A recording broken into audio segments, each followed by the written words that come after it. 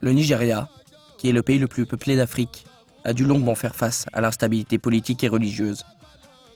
60% de la population est en dessous de la marge de la pauvreté et l'éducation nationale stagne dans la liste des priorités. Et pour les étudiants de tout le pays, la question des études est un cauchemar. Le taux d'alphabétisation n'est que de 65%. Depuis 1996, les frais alloués à la formation ont baissé de 30%.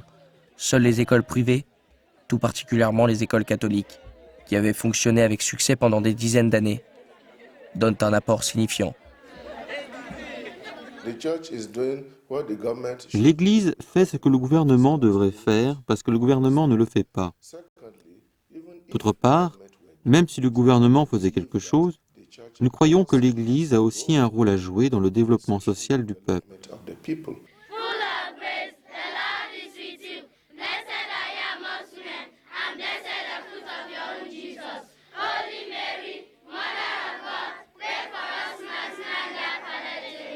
Et là encore, ce n'est pas propre au Nigeria. Partout en Afrique, l'éducation offerte par l'Église est la meilleure. C'est une éducation exemplaire dans la qualité de formation des esprits, mais aussi d'éducation proprement dit de la personne. Au Nigeria, la plupart des écoles sont dépourvues de ressources scolaires et de moyens financiers. Leur gestion est réellement pauvre. Les districts locaux manquent d'instruments de base pour la gestion des écoles, les inspections, l'entraînement d'une nouvelle équipe et la supervision de la prestation des enseignants. La plupart des enseignants sont débordés par des classes surchargées de 50 et 90 élèves, bien en dessous des recommandations de l'UNESCO et en dessous de la norme de 20 à 30 élèves par classe chez les nations développées.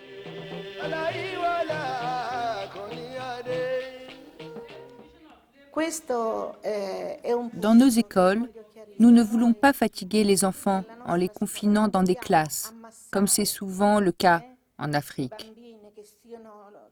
Il y a souvent 60 enfants dans une classe. Nous-mêmes, par ailleurs, avons décidé qu'il ne faut pas plus de 30 enfants, au maximum 32 par classe. Nos classes sont grandes. Elles pourraient facilement accueillir plus d'enfants, mais dans ces conditions, cela ne porterait pas de fruits. L'instituteur ne peut pas donner davantage. En fin de compte, celui qui perd au change, c'est l'enfant. Comme résultat de notre point de vue, le ministre de l'Éducation donna à notre école le sigle de l'Académie, l'un des premiers de ce genre au Nigeria.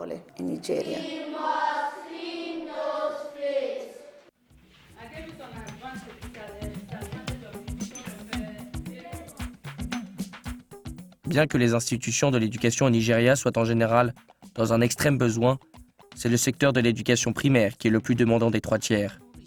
Au Nigeria, il y a plus de 2000 écoles primaires. L'école a souvent lieu à l'abri des arbres.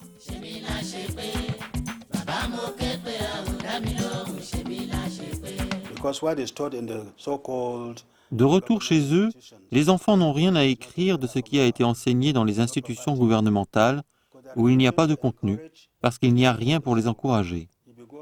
Si vous allez dans les écoles primaires, il n'y avait ni porte, ni fenêtre, ni chaise pour les enfants. Ils sont assis par terre. Quand nous étions à la direction des écoles, les choses étaient différentes.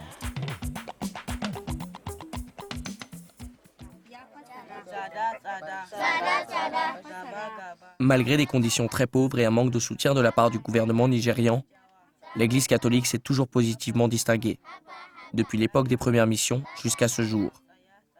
Des cours d'alphabétisation sont offerts aux plus pauvres des résidents dans leur langue maternelle.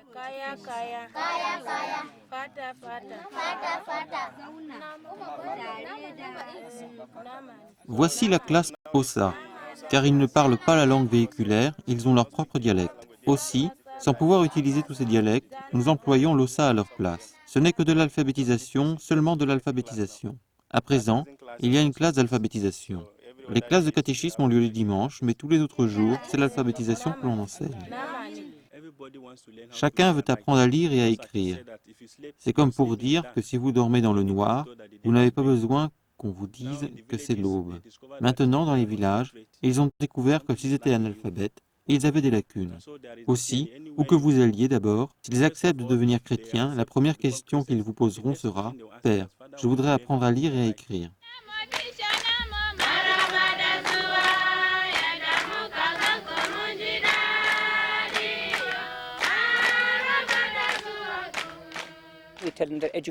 Nous trouvons que l'éducation est lumière, l'éducation est liberté.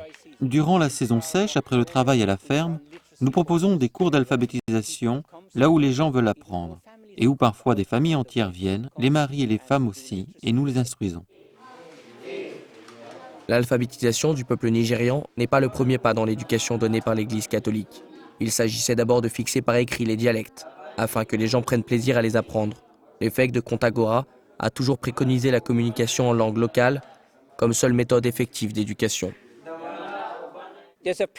Il y a un proverbe pour dire « Quand vous venez dans un nouveau lieu, vous devez respecter la culture et la langue. » Et de continuer, n'oubliez jamais que Dieu était là avant votre arrivée. Quand nous arrivâmes à Barbou, dans le nord, au-delà du Niger, le langage cambéri local était uniquement oral. C'était un langage parlé, il n'était pas écrit. Aussi, j'ai vu par moi-même à travers les villages de la campagne que cela ne servait à rien de leur parler au ça. Tout simplement, ils n'écoutaient pas. Alors j'ai dit, il faut faire quelque chose. J'ai donc suivi un cours de linguistique. J'ai réuni une équipe pour transposer cet idiome par écrit. Ensuite, nous avons mis sur pied une équipe de traduction de la Bible. Maintenant, nous avons édité les 4 évangiles en langue cambéri. Le Nouveau Testament est déjà sur ordinateur et pour le moment, nous sommes occupés à le relire. Dans le diocèse de Kontagora, d'avoir vu une femme qui devait avoir une trentaine d'années, lisant notre petite Bible de l'enfant en langue Haoussa, et ça faisait seulement 3 mois qu'elle apprenait à lire. Nous avons découvert de diocèse en diocèse de quelle manière ces hommes, ces femmes et ces enfants, apprenant dans le même cours à lire et à écrire, avaient une soif et une énergie pour cela. Si vous éduquez un garçon ou une fille, quand ils reviennent, ils montrent et passent aux autres l'alphabétisation aussi dans les autres villages. Aussi, l'alphabétisation, très souvent, c'est comme allumer un feu. Après un certain temps, il rejaillit lui-même.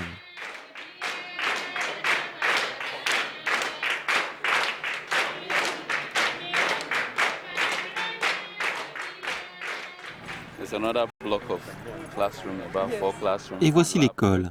Il y a ici une classe et 4 autres classes, un laboratoire, une bibliothèque, un peu plus loin, un hall.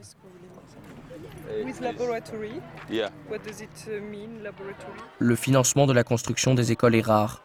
Les communautés catholiques font ce qu'elles peuvent, bien que ce ne soit jamais assez. Le père Anthony, qui rassemblait de l'argent dans sa propre paroisse, cherche du soutien.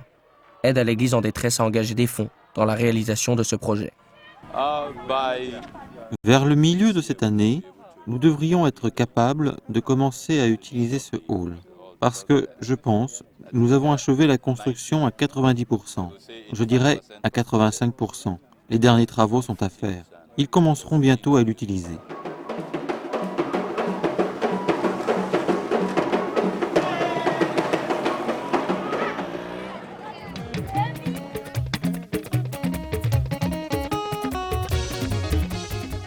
Dans un endroit comme l'école de Nazareth à Kaduna, où les sœurs de Nazareth dirigent une école primaire depuis 1988, les enfants ont reçu une bonne éducation. Les sœurs veillent à un repas par jour, elles pourvoient aux livres, comme aux uniformes. La classe est petite, et le programme est engageant et varié.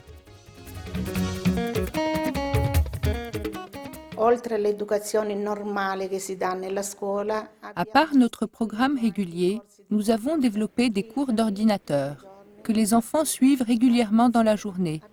Nous avons aussi des cours d'économie domestique, des classes de français. Nous pensons ouvrir une sorte de workshop que nous n'avons pas et dont le rôle est très important. Un workshop de bibliothécaire. Une bibliothécaire sera très importante pour les enfants du 5e niveau. À côté de cela, nous offrons diverses excursions aux enfants. Nous les avons emmenés aux mines de marbre, dans une usine de Coca-Cola, à l'aéroport et dans d'autres endroits.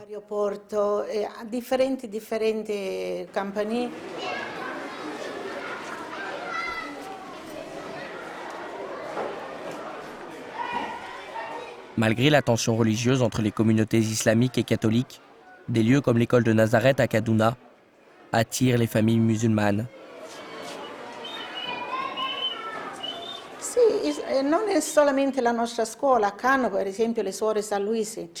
Il ne s'agit pas seulement de notre école. À Kano, les sœurs de Saint-Louis ont un bon nombre d'étudiants musulmans qui désirent pour leurs enfants une éducation au sein d'une école catholique. Lorsqu'on parle avec plusieurs de nos amis musulmans, ils disent qu'ils ont été élevés par les sœurs d'une aussi illustre école.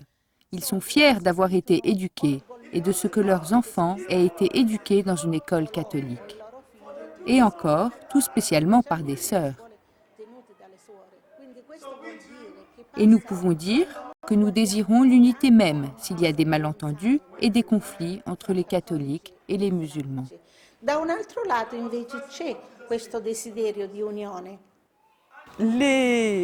Cette éducation proposée par l'Église catholique est au Nigeria, Nord-Nigeria, comme partout ailleurs en Afrique, la meilleure. Les collèges Saint-Louis et Saint-Thomas, qui offrent une éducation tout à fait excellente, avec cette seule exigence, qui n'est quand même pas minuscule, que 80% des effectifs sont musulmans. C'est dire la reconnaissance qu'ont les musulmans pour cette éducation offerte par l'Église.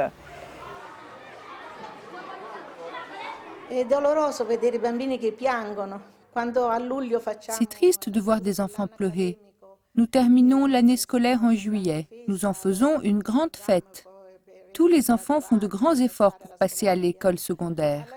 À la fin de la cérémonie, tous ceux que vous voyez pleurent. Les enfants s'embrassent les uns les autres, leur mère et leur père. Ils ne veulent pas s'en aller. Nous leur disons qu'ils peuvent toujours revenir chez les sœurs pour les voir.